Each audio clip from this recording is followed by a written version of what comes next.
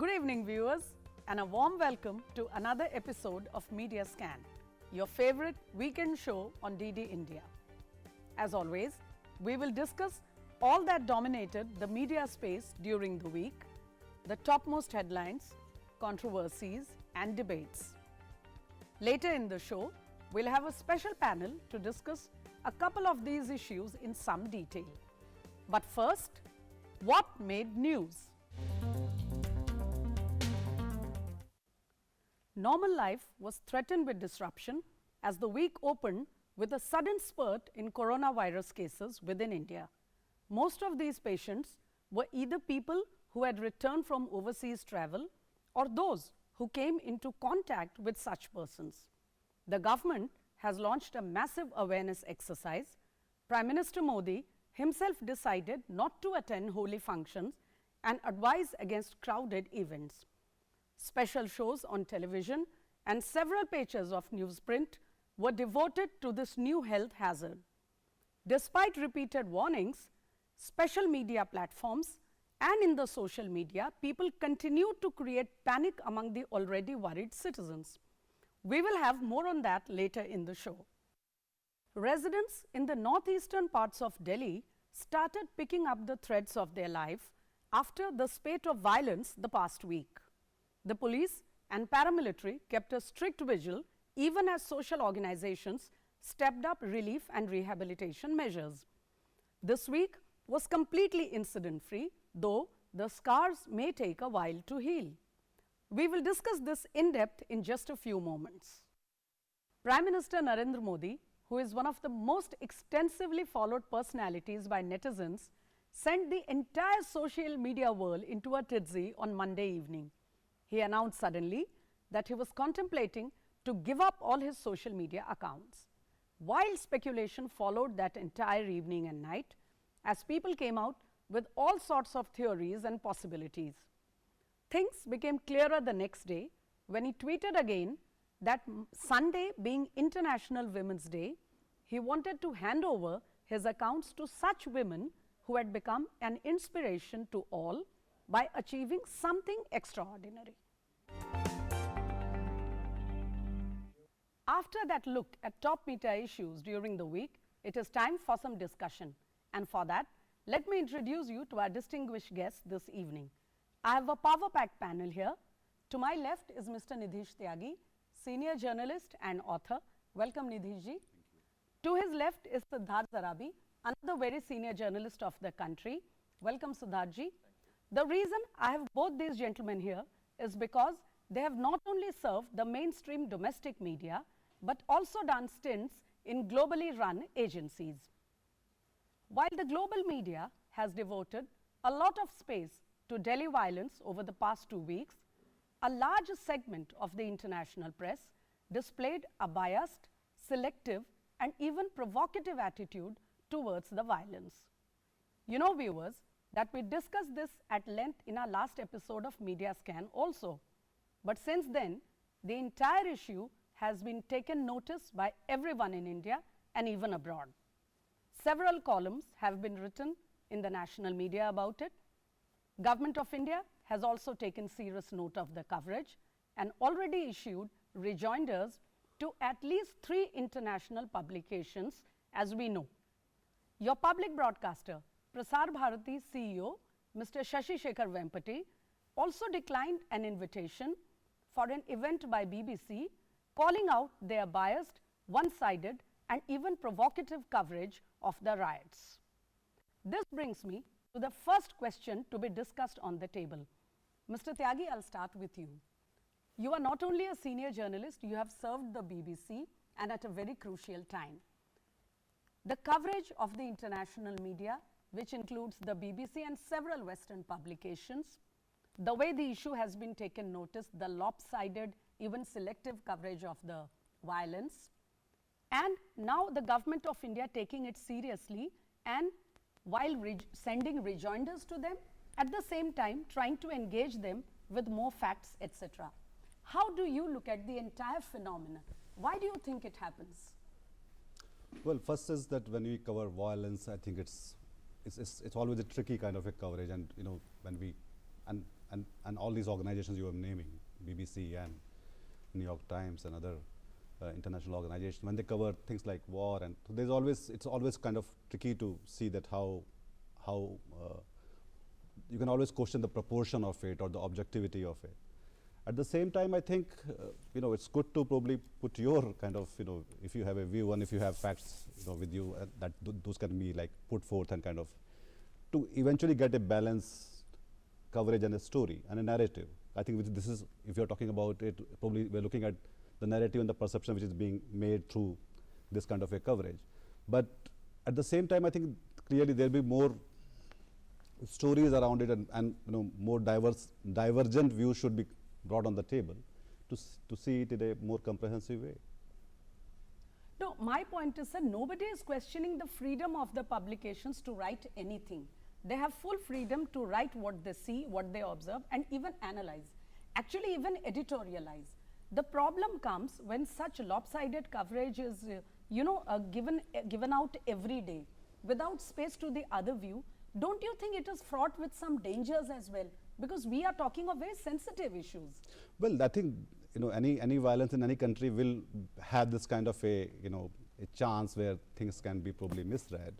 But at the same time, when we are looking at India as a global power, and we are living in a globalized world, so things will be, there will be like multiple voices coming from various corners, and then therefore the coverage might tilt for some time.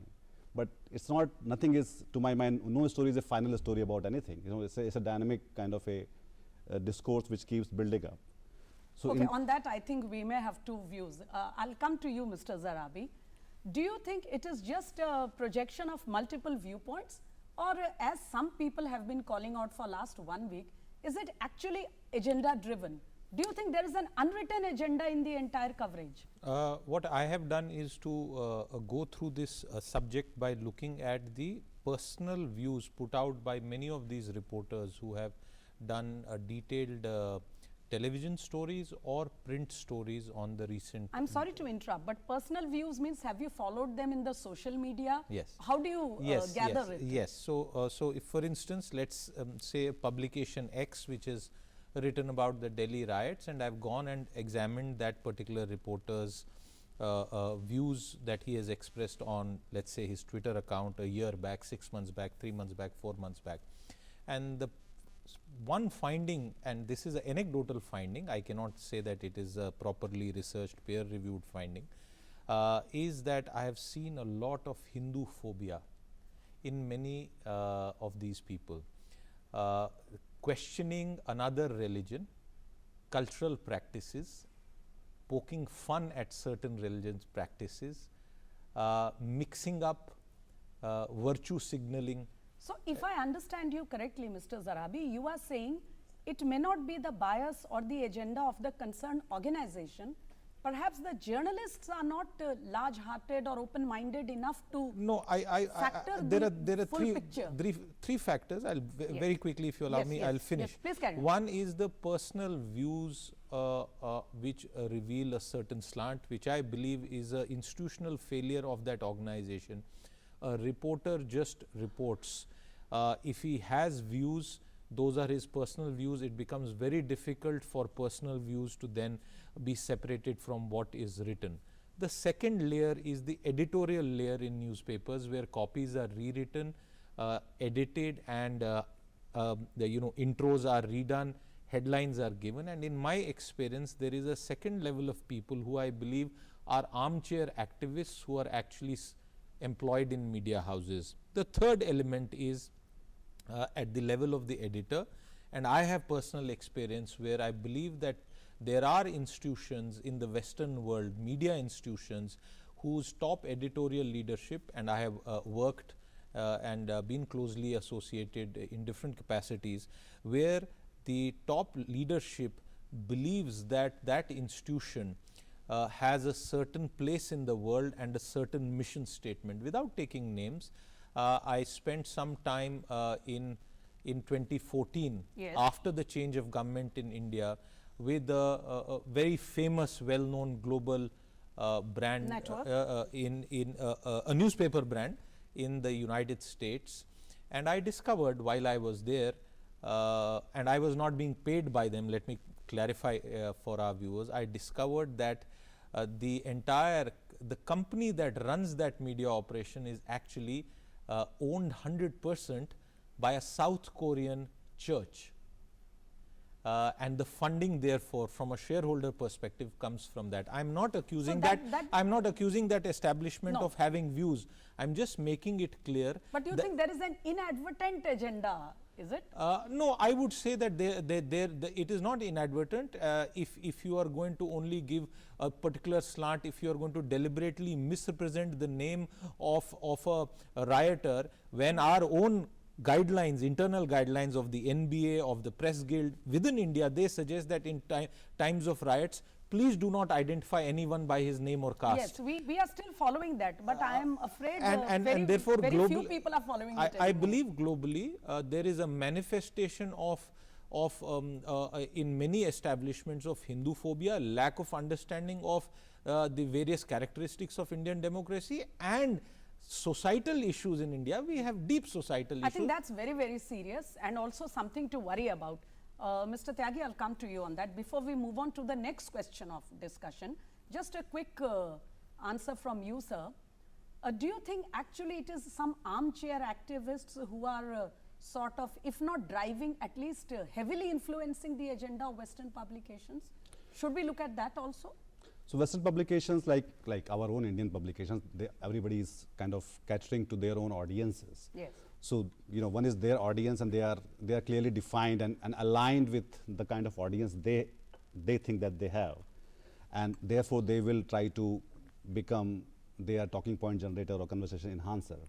That's what they will do, and that's what we all do probably in our own in our own remits.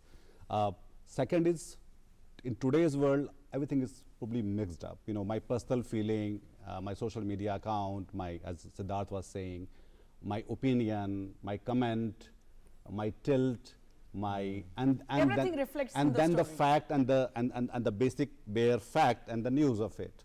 And so, and when we see a story, it all gets like bit fudgy, because we are also like looking at how it's traveling on social media and how it's being treated in social media, and how we are kind of responding to it as audience. On the question of response, I'll come to the next query I wanted so to because it's all understand from both of you mixed up, Yes. it's very difficult for probably for the for audience like us, who are not the main core audience of that organization, to see it not so kindly.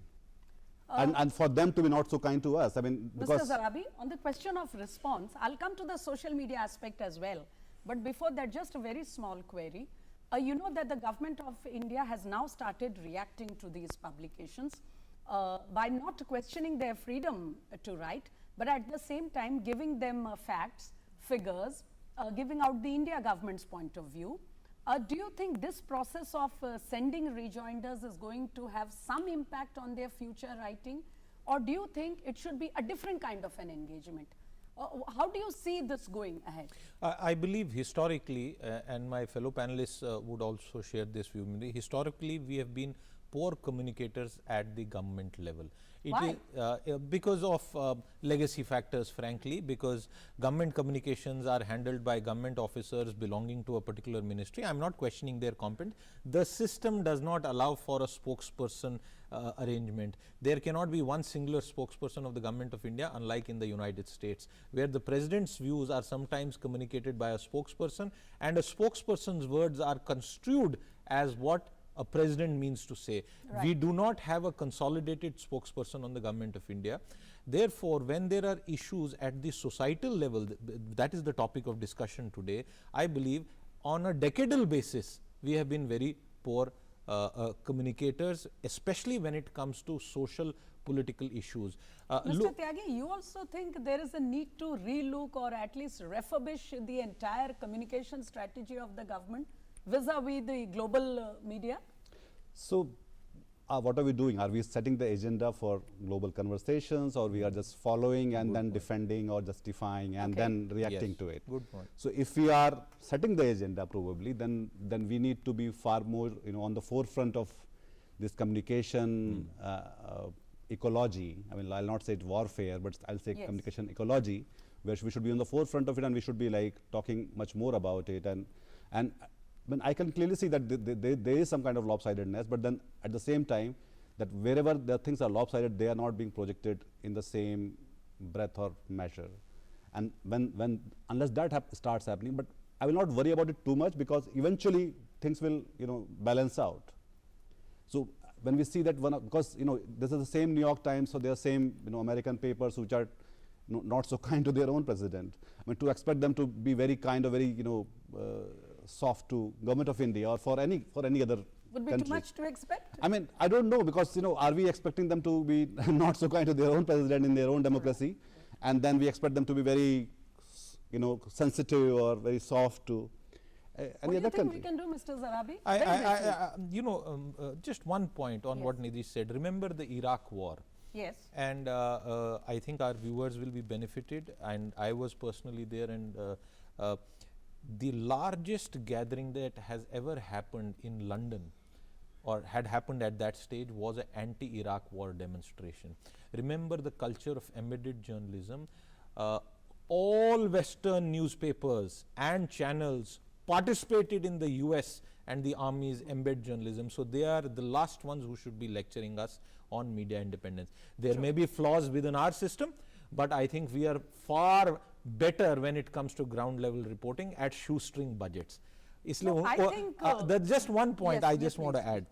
There is a complete bias that has increased after the Article 370 decision.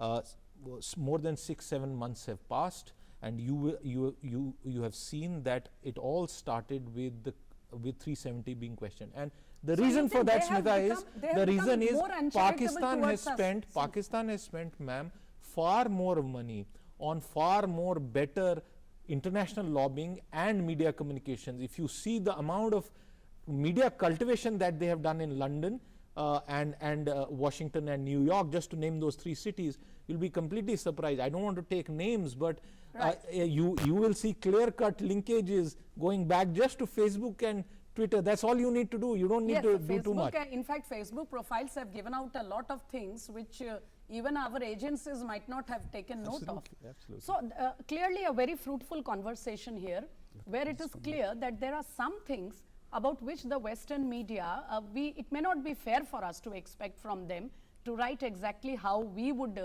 expect them to do. But at the same time, there is requirement for a much wider and a much well thought engagement from the Government of India's side.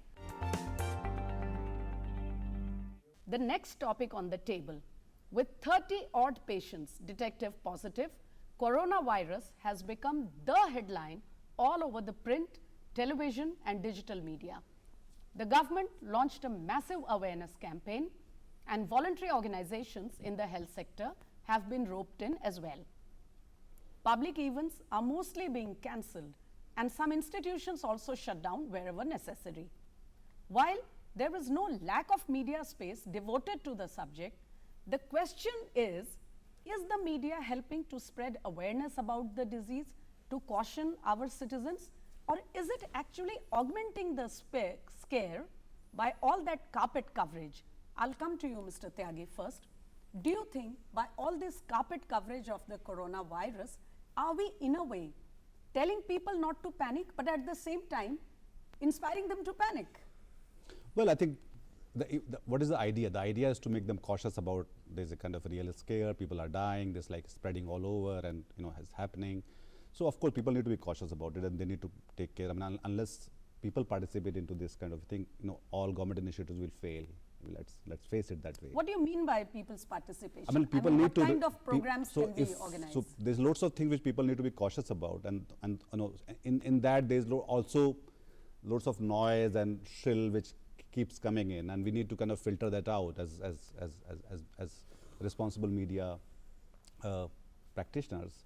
At the same time, you also find that there are lots of other things which keep coming in, and sometimes it comes from like just by people feel that way, or it might not be factual and right. So that noise, as I was saying, that noise has to be segregated from the what is relevant and put it in the right context. Right. Because otherwise, this is how being cautious can become into a mass scare. So, could you suggest a couple of, as a senior editor, as a journalist of so many decades, could you suggest one or two things you think the media should do immediately to help the situation? I think we aren't one of the really threatened countries, frankly. Well, we are not. But the thing is that, as Siddharth was talking about, this whole communication process, that are we like following it or we are accepting it. So if you go to there would be, and there are, I mean, clear responsible scientists and doctors who are dealing Yes. with it. Let's listen to them directly. Why are we like listening to so many people and there's so much of thing around it? Let's go to that person on daily basis, or maybe every 4 or 5 hours, to just understand Yes. what is happening. So there's one clear official or straight voice who knows how to deal with it, who is dealing with it already. I mean, we know that there are people who are dealing with it in India. So let's listen to them rather than like listening to lots of other voices which keep creating Right. confusion and Mr. rumors and all Zarabi, that. what is your take? Do you think we are having too many experts? No, I think we have to first take two facts into account. For a population of our size, 1.3 billion and 30 detected cases, it is negligible. I am not trying to play down. Second thing, which is greatly in our favor, and I hope that remains so, is there is no community transmission. It is transmission related to contact or travel. Yes. Please understand, Singapore has more travel. Its airport sees more travelers per day than many Indian airports combined. Singapore is a bigger travel hub. Same applies to various, and we have taken very tough decisions. Cancellation of, for example, all e-visas for Japanese. The Japanese government has protested. We must give credit to our government that it has been. Also, we have put visas on arrival on hold. Because Yes, so that's another. in fact, we have been very, very strict. We evicted our citizens from Wuhan far more earlier. Now, there is one danger that one needs to keep into mind, and I think the government of India would do very well along with the states to communicate more. So far, research has suggested that the incubation period was 2 weeks, and therefore Yes. the quarantine was 2 14 weeks. days. There are now instances which are saying that incubation period in certain patients is 28 days. So I think the challenge is in containment and preventing community transmission. Community transmission means where an infection happens, where there is no history of that person having traveled, for instance, to Italy. People who have had contact in Rajasthan with a bunch of Italian tourists, that is contact transmission. Community transmission has not happened. I do not know whether the theory of high temperatures and less spread will work. We have to wait for that. We have to wait for that. People are already beginning to question. It is an evolving situation, Right. and I think the government would be very well served if government organizations, and there are some, would start mass manufacture of cheap masks. Many people here can afford expensive yes, masks, I for gathered the this morning that the masks are still very difficult to difficult find. and Even cheap. medical employees are finding it difficult I think to have that them. is the challenge, क्योंकि गरीब व्यक्ति के लिए इस देश में उसको भी मास्क और सैनिटाइजर का उतना ही अधिकार होना चाहिए जितना प्रबुद्ध व्यक्ति को है. Right now I believe there is a tilt in that, or there is need to ensure that the poorest of the poor have access to these basic healthcare facilities at this critical time. Point taken, sir. So, it's very clear that in a country like India's dimensions and geography and social diversity, any disease is always a big challenge, more so when it's something like the coronavirus. But yet, considering the number of cases, and most of them are said to be recovering now, it seems that we are really not quite in a position to get worried. However, with the kind of measures that our guests have suggested, I think we can never be careful enough, and so we would request all our viewers from the Prasar Bharati to please listen to your doctors, follow the safeguards, follow the safety measures. With that, it's almost time for me to wind up the episode. Thank you very much, both of you gentlemen, for coming to our show this evening. We've had a very fruitful discussion this evening on both the subjects. I would request you to please continue sending your feedback to us, and we here will continue to scan the media.